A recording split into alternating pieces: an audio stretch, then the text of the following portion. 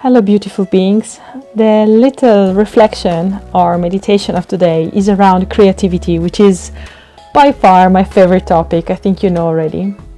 So, for this, what best introduction than to insert as the pre-stage of our creativity process an excerpt by the book Big Magic by Elizabeth Gilbert, which is an amazing creator and restless.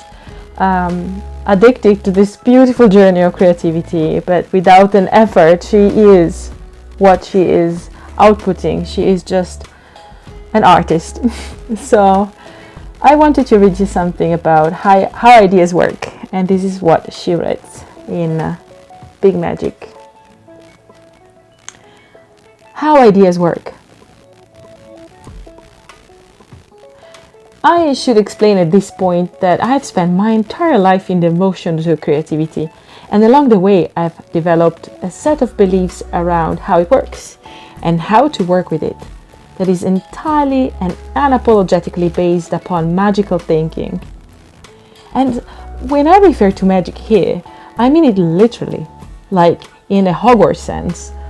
I am referring to the supernatural, the mystical, the inexplicable, the surreal, the divine, the transcendent, the otherworldly.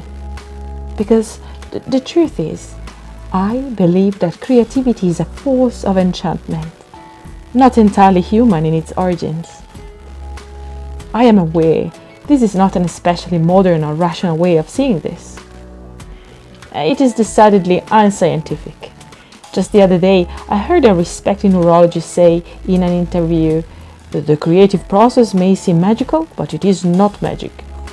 Well, with all the due respect, I disagree. I believe the creative process is both magical and magic, because here is what I choose to believe about how creativity functions. I believe that our planet is inhabited not only by animals and plants and bacteria and viruses, but also by ideas.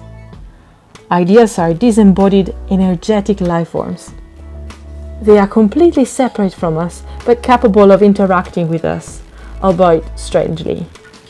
Ideas have no material body, but they do have consciousness, and they most certainly have will. Ideas are driven by a single impulse, to be made manifest. And the only way an idea can be made manifest in our world is through collaboration with a human partner. It is only through a human's efforts that an idea can be escorted out of the ether and into the realm of the actual. Therefore, ideas spend eternity swirling around us, searching for available and willing human partners. I'm talking about all ideas here: artistic, scientific, industrial, commercial, ethical, religious, political. When an idea thinks it has found somebody, say you might be able to bring it to the world. The idea will pay you a visit. It will try to get your attention. Mostly, you will not notice. This is likely because you're so consumed by your own dramas, anxieties, distractions, insecurities, and duties that you aren't receptive to inspiration. You might miss the signal because you're watching TV or shopping or brooding over how angry you are at somebody or pondering your failures and mistakes or just generally really busy.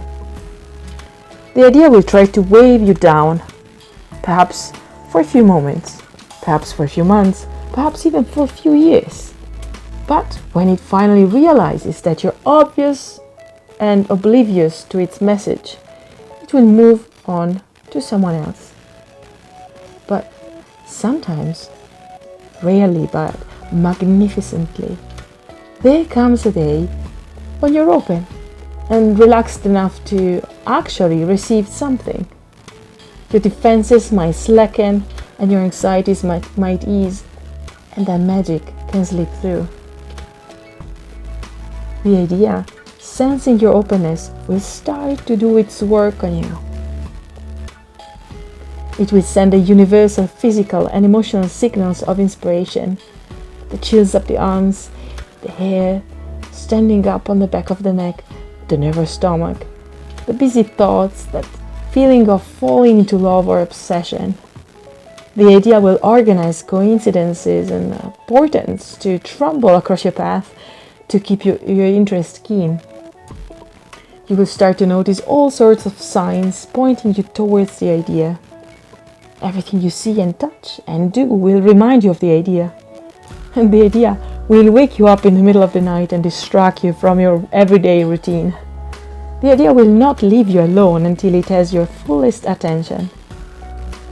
And then, in a quiet moment, it will ask, "Do you want to work with me?" At this point, you have two options for how to respond. So, after this very small excerpt, there are of course two little chapters. What happens when you say yes, and what happens when you say no. So, I want to ask you first about whether you have already felt those physical sensations and that magical halo of ideas when they materialize in your world and in your potential for realization. And I want you to compare this openness and that space with that space needed for meditation. It's very nice to think of ideas as little beings coming to us when we leave the space for them to enter. And I'd like you to always think about keeping your inner space open for ideas, because those are your pathways to changing your reality. And ultimately, they are the pathways for your developing your own potential.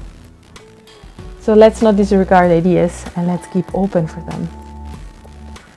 I really love this book and this author, and I really wanted to share this with you guys. It's not the original meditation that I wanted to plan for today, but I stumbled upon this book that was lying on my shelf, and being here in lockdown made me revalue all my literature and everything I've collected so far. So I'm really, really grateful for bumping into this again. I love you all, and keep creative, especially this. Bye.